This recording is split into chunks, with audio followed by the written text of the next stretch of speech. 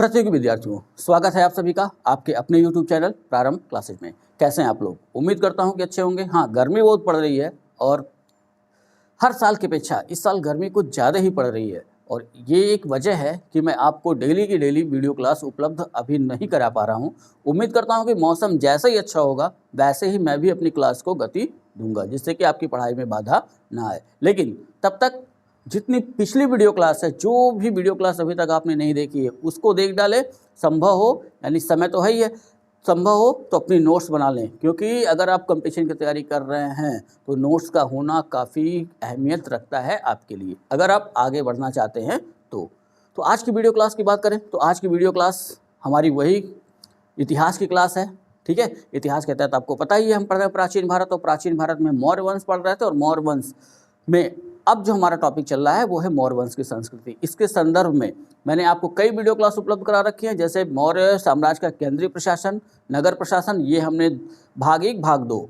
उसके अलावा प्रांतीय व्यवस्था या प्रशासन, न्याय व्यवस्था, गुप्तचर व्यवस्था, सैन्य व्यवस्था और साथ ही साथ मौर्यकालीन कर व्यवस्था यानी टैक्स व्यवस्था के बारे में मैं आपको पहले पढ़ा चुका हूँ। और आज की क्लास उसी क्लास से आगे बढ़ाते हैं और आज हम देखेंगे मौर्यकालीन संस्कृति के तहत ही, और आज का टॉपिक थोड़ा सा बदलेगा। मौर्यकालीन साम्राज्य की संस्कृति के तहत अब आज हम देखेंगे आर्थिक जीवन, यानी कि मौर्य साम्राज्य के लोगों का, सामान्य लोगों का आर्थिक जीवन कैसे चलता था, और उस आर्थिक जीवन के तहत आज का टॉपिक जो है वो है कृषि। ठीक है, तो कृषि के संदर्भ में ध्यान रखना है कि मौर्य साम्राज्य की जो प्रशासनिक व्यवस्था या जितनी भी व्यवस्थाएं थी, या सबसे अधिक टैक्स की बात करें तो ये कृषि का योगदान उसमें सबसे अधिक था। ठीक है, तो मौर्य प्रशासन में कृषि का योगदान सबसे अधिक था।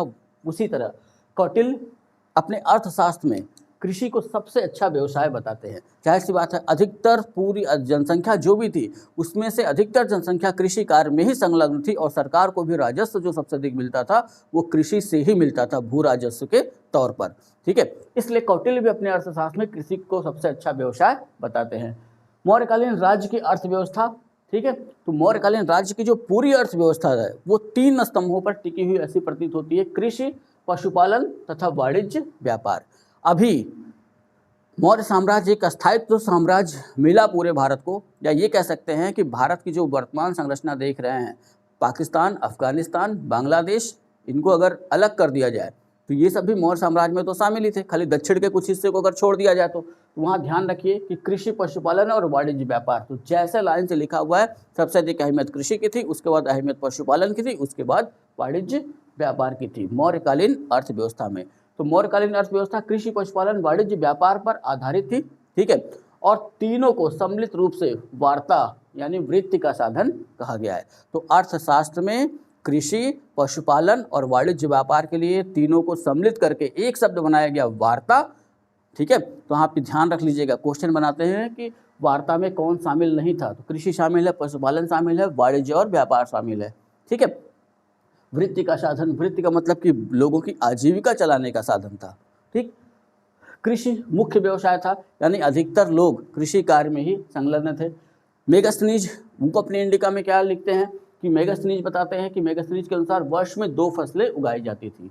ठीक है, तो मेगास्थनीज सिर्फ 2 फसलों की चर्चा करते हैं वर्ष में। यहाँ 2 फसलों का तात्पर्य ये नहीं है, इनके कहने का अर्थ ये था कि फसलों के 2 सीजन हुआ करते थे। लेकिन हम ये जानते हैं कि प्राचीन काल से ही भारत में फसलों के 3 सीजन हुआ करते थे, और उसी को अर्थशास्त्र में कौटिल्य स्पष्ट करते हैं। तो अर्थशास्त्र के अनुसार वर्ष में 3 फसलें उगाई जाती थीं, और अर्थशास्त्र में जो 3 फसलों का जो जिक्र मिलता है, पहले थी हैमन, यानी आज के दृष्टिकोण से देखें तो जिन्हें हम रबी की फसल कहते हैं उन्हें अर्थशास्त्र में हैमन कहा गया। रबी की फसल का मतलब कि जाड़े के समय बोई जाने वाली फसलें, गेहूं, सरसों, मटर, चना, इनको हम इसमें रख सकते हैं। दूसरी फसल जो अर्थशास्त्र में जिसकी चर्चा मिलती है वो है ग्रैस्मिक।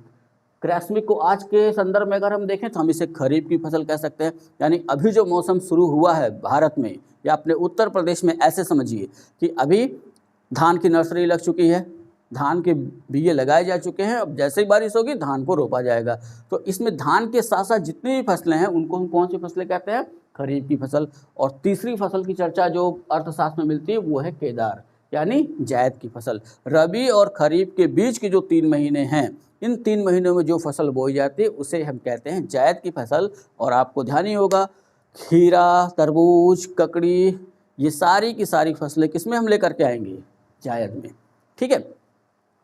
वहीं अर्थशास्त्र में धान की फसल को सबसे उत्तम तथा गन्ने की फसल को सबसे निकृष्ट माना गया है। इस पॉइंट पे ध्यान बना के रखिएगा, कई बार एग्जाम में पूछा हुआ है कि कौटिल्य ने अपने अर्थशास्त्र में किसी के संदर्भ में किस फसल को सबसे उत्कृष्ट माना है और किस फसल को सबसे निकृष्ट माना है। यानी किसे सबसे अच्छा माना है तो वहाँ पे धान की फसल को, किसे सबसे निकृष्ट या किसे सबसे बेकार माना है तो वो है गन्ने की फसल को। ठीक है। वहीं अर्थशास्त्र में धान की 2 नई किस्मों की चर्चा मिलती है, एक है दारक और एक है वरक। इसका भी उल्लेख अर्थशास्त्र करता है। कौटिल्य सर्वप्रथम वार्ता, वार्ता का मतलब ऊपर ध्यान में ले आइए, कृषि, पशुपालन, वाणिज्य और व्यापार। ठीक है। तो कौटिल्य पहले ऐसे व्यक्ति हैं जिन्होंने अपनी किताब में शूद्रों को या वार्ता, शूद्र वर्ग की सामान्य वृत्ति बताते हैं। यानी सीधे सीधे आप ये कह सकते हैं कि कौटिल्य अपने अर्थशास्त्र के माध्यम से ये संदेश देते हैं कि अब शूद्र भी कृषि कर सकते हैं, पशुपालन कर सकते हैं, व्यापार वाणिज्य कर सकते हैं। संदर्भ हमें ऋग्वेद से ही जोड़ना पड़ेगा। वहाँ पे हमने क्या देखा था? चतुर्वर्ण व्यवस्था जो आज भी समाज में लागू है, उसी संदर्भ में देखना है। जब शुरुआत हुई तो वहाँ पे ब्राह्मण, क्षत्रिय, वैश्य, शूद्र, तो शूद्रों का काम क्या बताया गया? तीनों वर्णों की सेवा करना। लेकिन जैसे जैसे अब वो सिर्फ सेवा तो कर नहीं सकते थे, तो कौटिल्य अपने अर्थशास्त्र के माध्यम से उन्हें एक तरीके से कह सकते हैं कि मुख्य धारा में जोड़ने का प्रयास करते हैं। ठीक है। यहाँ ध्यान रखिएगा, कौटिल्य सर्वप्रथम वार्ता को शूद्र वर्ण की सामान्य वृत्ति बताते हैं। यानी कि अब शूद्र सामान्य तौर पर कृषि, पशुपालन, वाणिज्य और व्यापार कर सकते थे। ठीक है। मौर्य काल में पहली बार शूद्रों को बड़ी संख्या में कृषि कार्य में लगाया गया। अब यहाँ पे ध्यान रख लेना है कि शूद्रों को कृषि कार्य में लगाया गया, लेकिन जैसा यूरोप में दास प्रथा के तहत जहाँ जैसा यूरोप में लगाया गया था उस तरीके से नहीं। ठीक, यही रीजन है कि जब मेगास्थनीज अपनी इंडिका में लिखते हैं कि भारत में दास प्रथा नहीं थी, और वहीं मेगास्थनीज यूरोप से आए थे तो वहाँ के बारे में उन्होंने क्या लिखा कि वहाँ दास प्रथा थी। तो ये अंतर समझ के रखना होगा। राज की भूमि को सीता कहा जाता था जो उपजाऊ होती थी। तो राजकीय भूमि पीछे भी हम लोगों ने पढ़ा रखा, जब हम लोगों ने टैक्स के बारे में पढ़ा था, यानी कर व्यवस्था के बारे में, तो जो राजकीय भूमि थी उसे भी सीता कहा गया है और राजकीय भूमि से होने वाली आय को भी सीता ही कहा गया है। ठीक है। राज्य की ओर से सिंचाई की व्यवस्था थी जिसे सेतुबंध कहा जाता था। जाहिर सी बात है, अगर आप कृषि कर रहे हैं तो वैसे भी आज भी भारत में अधिकांश कृषि के बारे में कहा जाता है कि भारत की कृषि एक जुआ है। ठीक है। अगर वर्षा अच्छी हुई तो कृषि अच्छी होगी, मौसम अच्छा रहा तो फसल अच्छी होगी, लेकिन अगर मौसम कहीं प्रतिकूल हुआ जैसे कि इस समय चल रहा है तो ऐसा माना जाता है कि फसल पर उसका सीधा सीधा प्रभाव पड़ता है। तो इसी वजह से आज वर्तमान भारत में भी सिंचाई की अच्छी खासी व्यवस्था हमें देखने को मिलती है। तो वैसे ही मौर्य काल में हमें ध्यान रखना है कि सिंचाई की व्यवस्था भी राज्य की तरफ से की जाती थी। इसका सबसे अच्छा उदाहरण जो हमें मिलता है वो मिलता है सुदर्शन झील के संदर्भ में, ठीक, जो गुजरात में स्थित थी। वहीं कौटिल्य अपने अर्थशास्त्र में भूमि के प्रकारों की चर्चा करते हैं और 10 प्रकार की भूमि वो बताते हैं। ठीक है। उसमें से 2 पे विशेष ध्यान रखना है। पहला अदेव मात्रिक यानी बिना वर्षा के खेती वाली भूमि, यानी सिंचाई वाली भूमि, जिसपे सिंचाई करनी पड़ती थी उसे कहा गया अदेव मात्रिक, बिना वर्षा के खेती वाली भूमि। दिमाग में एकदम सेट कर लेना क्योंकि यहाँ कन्फ्यूजन बना रहता है। देव मात्रिक यानी वर्षा द्वारा सिंचित कृषि भूमि। जाहिर सी बात है, 2 ही तरह की भूमि अपने पास होगी कृषि, एक जहाँ पे बारिश होती है और वहाँ फसल हो जाए, और एक जहाँ बारिश ना होती हो और हम सिंचाई के माध्यम से वहाँ पे पानी ले जाएं और फसल की आवश्यकता के अनुसार पानी उसको उपलब्ध कराएं। ठीक है। इन 2 को कृषि भूमि हम सीधे सीधे कह सकते हैं। ठीक, तो अदेव मात्रिक और देव मात्रिक ये विशेष तौर पे ध्यान में रखना होगा। तीसरा जो प्रकार वो बताते हैं वो कृष्ट। कृष्ट का मतलब जुती हुई भूमि। अकृष्ट का चौथा प्रकार है अकृष्ट, बिना जुती हुई भूमि, और 5वां प्रकार है स्थल, ऊंची भूमि। वहीं एक 6वां प्रकार वो बताते हैं विविध यानी चारागाह भूमि। तो ये 6 के 6 ध्यान में रखिएगा कि है क्या ये विविध कई बार पूछा हुआ है, ये भी ध्यान में रख लेना है। अकृष्ट और कृष्ट, कृष्ट मतलब जुती हुई भूमि, अकृष्ट का मतलब जो भूमि जुती हुई न हो। वैसे ही अदेव मात्रिक यानी कि वर्षा द्वारा ये क्षेत्र सिंचित नहीं हो रहा है, यहाँ फसलों की सिंचाई के लिए कृत्रिम व्यवस्था की गई है, यानी सिंचाई की व्यवस्था करनी पड़ी है। वहीं देवमातृक यानी वर्षा द्वारा सिंचित कृषि भूमि। ठीक है, वहीं एक और शब्द मिलता है अरत्नी उपकरण। अरत्नी उपकरण की चर्चा अर्थशास्त्र में मिलती है और इसका काम क्या था कि वर्षा की मात्रा मापने वाला उपकरण था। ठीक है, कृषि सबसे प्रधान या मुख्य व्यवसाय था, तो जाहिर सी बात है राज्य भी क्या करेगा, कृषि की तरफ सबसे अधिक ध्यान देगा। तो वहाँ वर्षा मापक यंत्र भी लगाया गया था जिसे अर्थशास्त्र में अरत्नी उपकरण नाम दिया गया है। वहीं कुछ ऐसे पॉइंट हैं जो ध्यान में रखिएगा। ये तो हो गया, ठीक है, ये सबसे बेसिक है, इतना हमें ध्यान में रखना है मौर्यकालीन कृषि के संदर्भ में। लेकिन अब जैसे कि आजकल क्वेश्चन बन रहे हैं सारे एग्जामों में, तो कुछ चीज़ें और मैं आपको दे रहा हूँ, यहाँ पे आपको विशेष ध्यान रख लेना है, क्योंकि आजकल क्वेश्चन ये देखने में आ रहे हैं कि यहाँ से अधिकतर क्वेश्चन उठाए जा रहे हैं। अब भूमि दो प्रकार की होती थी, एक होती थी राजकीय भूमि जिसको हमने सीता कहा, और एक होती थी निजी भूमि यानी किसानों की भूमि। ठीक है, तो जो किसानों की भूमि हुआ करती थी उसके बारे में भी चर्चा करेंगे एक लाइन से। पहले आते हैं राजकीय भूमि। तो राजकीय भूमि पर खेती कौन करेगा, राजा तो करेगा नहीं, तो जाहिर सी बात है वो कुछ लोगों को रखेगा अपने भूमि पर खेती करने के लिए, और जो भूमि पर खेती करेंगे तो कुछ राजा को देंगे और कुछ स्वयं लेंगे। तो यहाँ पहला पॉइंट देखिए कि राजकीय भूमि पर यदि कृषक, ठीक है, राजकीय भूमि है और वहाँ अगर कृषक खेती करने जाता है और खेती करने जाता है और अपने बैल, बीज व उपकरण आदि का खर्चा स्वयं वहन कर खेती करता है, तो उन्हें उपज का 1/2 भाग कर के रूप में देना पड़ता था। ठीक है, यानी खेत तो किसान का है नहीं, किसान तो खेत जो है वो राजकीय है। अब उस पर जो किसान खेती कर रहा है, अगर वो अपना बैल लेके गया, ठीक है, अपने बीज वो बोता है, अपने उपकरण वो लेके जाता है खेती वाले और उससे खेती करता है, तो जो भी उपज होती थी उसका 1/2 भाग वो अपने पास रखता था और 1/2 भाग भू राजस्व के तौर पर जमा करा देता था। ठीक है, कृषि की इस पद्धति को मौर्य काल में जो नाम दिया गया वो थी अर्ध बटाया, तथा इस प्रकार की कृषि करने वाले कृषक को अर्ध आस्तिक कह ले या करद कृषक कहते थे। तो ये पूरा ध्यान में रखिएगा, राजकीय भूमि पर जो किसान खेती करते थे उन्हें फसल का 1/2 भाग देना पड़ता था कर के रूप में, लेकिन किस कंडीशन में कि वो अपना बैल लेके जाते थे, अपना बीज वो खुद बोते थे और कृषि से संबंधित अन्य जितने भी खर्चे आते थे वो सारे उन्हीं को देने होते थे। ठीक है, उस कंडीशन में कर होता था 1/2, और ऐसे किसानों को जो नाम दिया गया है वो अर्ध बटाई, इस पद्धति को अर्ध बटाइया नाम दिया गया है। और इस प्रकार की कृषि करने वाले जो कृषक थे उन किसानों को अर्ध आस्तिक या करद कृषक कहा गया है। ठीक है, दूसरी कंडीशन देखिए, राजकीय भूमि पर यदि कृषक को राज्य द्वारा बैल, बीज तथा उपकरण उपलब्ध कराए जाते थे। ठीक है, तो अब यहाँ पे कंडीशन थोड़ी सी बदल रही है, भूमि भी राज्य की है यानी राजा की, ठीक है, और राज्य ही उसे बैल भी उपलब्ध करा रहा है, बीज भी उपलब्ध करा रहा है और उपकरण भी यानी कि अन्य साधन भी राज्य भी उपलब्ध करा रहा है। खाली वो कृषक क्या कर रहा है, अपनी मजदूरी उसमें शामिल कर रहा है या वो खेती कर रहा है। तो कृषक को उपज का 2/3 भाग यानी 66% या 3/4 भाग यानी 75% भू राजस्व के रूप में देना पड़ता था।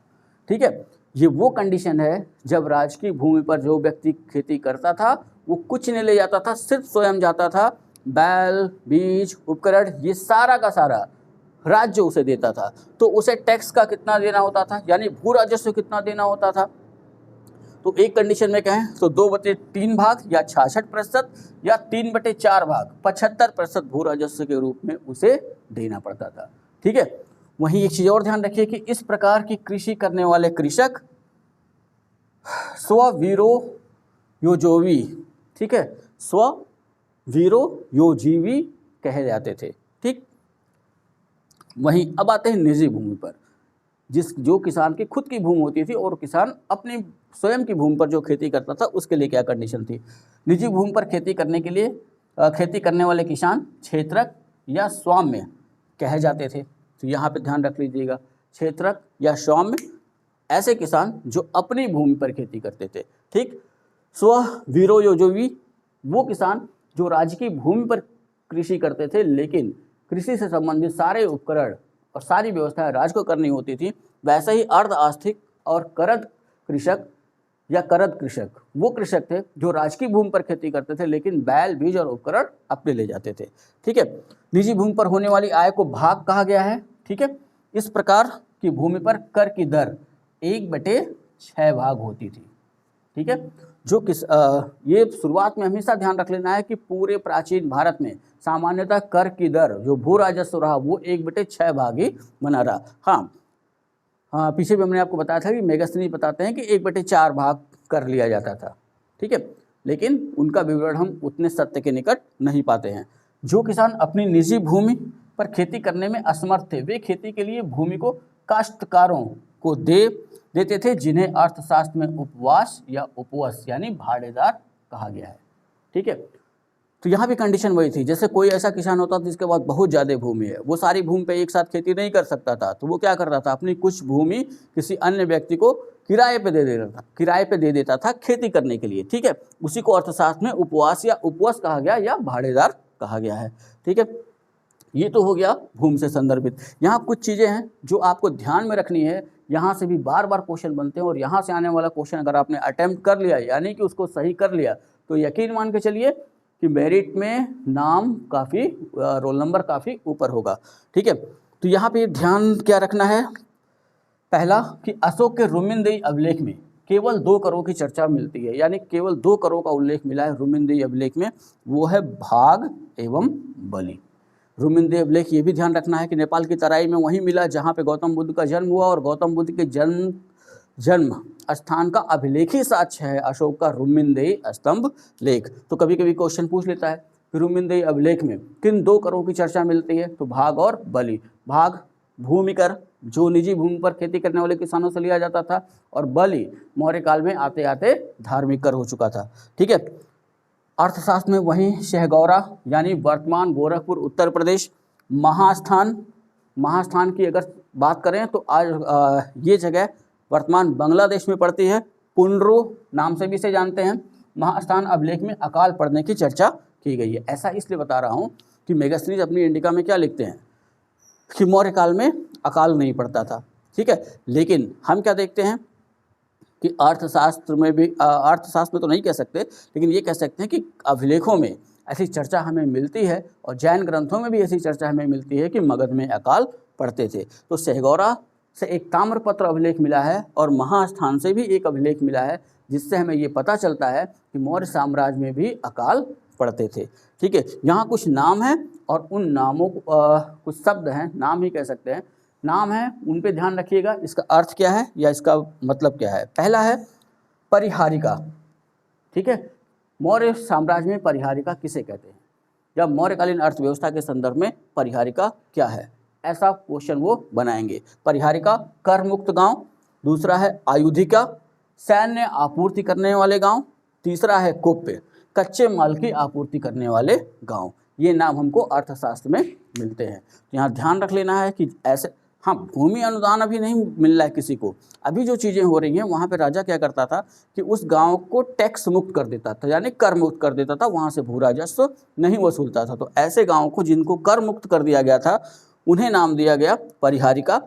ऐसे गांव जो सैन्य आपूर्ति करते थे यानी सेना को सामग्री उपलब्ध कराते थे उन्हें नाम दिया गया आयुधिका, और कच्चे माल की आपूर्ति करने वाले जो उद्योग थे उनके लिए जो कच्चा माल भेजते थे उनको नाम दिया गया कुप्य। ठीक है, तीन और शब्द हैं जो सिंचाई से संबंधित है, वो भी ध्यान में रखना है। सहोदय सेतु, ठीक है, ये क्या है, प्राकृतिक स्रोतों की सहायता से सिंचाई करना। जब प्राकृतिक स्रोतों की सहायता से हम सिंचाई करते थे उस समय किसान, तो उसे नाम दिया गया है सहोदय सेतु। यहाँ पे ये ध्यान रखना है, प्राकृतिक स्रोत का मतलब नदियों से, पोखरों से, ठीक है, जिसके लिए सिर्फ पानी वहाँ तक पहुँचाना होता था। आहार योद्ध सेतु, ठीक है, आहार योधक सेतु ये है कृत्रिम स्रोतों की सहायता से सिंचाई करना, जैसे कुओं से जल निकाल के सिंचाई करना। ठीक, और सबसे आखिरी में आपको एक चीज़ और ध्यान रखना है, उदक भाग। ठीक है, कृषकों से राज्य द्वारा कृत्रिम सिंचाई प्रबंधन करने के लिए लिया जाने वाला जलकर। ठीक, तो जो कृत्रिम सिंचाई की व्यवस्था जब राज्य करता था तो वो जो टैक्स लेता था, ठीक है, किसानों से, जिसे नाम दिया गया है उदक भाग। ठीक, पीछे भी आपको याद होगा जब हम लोगों ने टैक्स व्यवस्था के बारे में पढ़ा था कि 1/6 भले ही टैक्स पूरे मौर्य साम्राज्य में लिया गया किसानों से, यानी भू राजस्व के तौर पर लिया गया, लेकिन अगर किसान सिंचाई की व्यवस्था राज्य से लेते थे तो वहाँ पे भू राजस्व हो जाता था 1/3 भाग। ठीक है। तो ये संदर्भित रही पूरी वीडियो क्लास मौर्य वंश या मौर्य संस्कृत के संदर्भ में कृषि को लेकर। अगली जो अपनी क्लास होगी वो संदर्भित होगी व्यापार वाणिज्य और मौर्यकालीन सिक्कों को लेकर के। तो वीडियो क्लास को पूरा देखा करिए। वीडियो अगर अच्छी लगे तो उसे लाइक करिए, कमेंट करिए, वीडियो को शेयर करना ना भूलिए। चैनल को अगर अभी तक सब्सक्राइब नहीं किया तो चैनल को सब्सक्राइब भी कर लें और जुड़े रहे हमारे साथ तब तक जब तक कि मिल नहीं जाती सफलता आपको तब तक। चलिए इतना तैयार करिए, मिलते हैं नेक्स्ट वीडियो में, तब तक के लिए जय हिंद।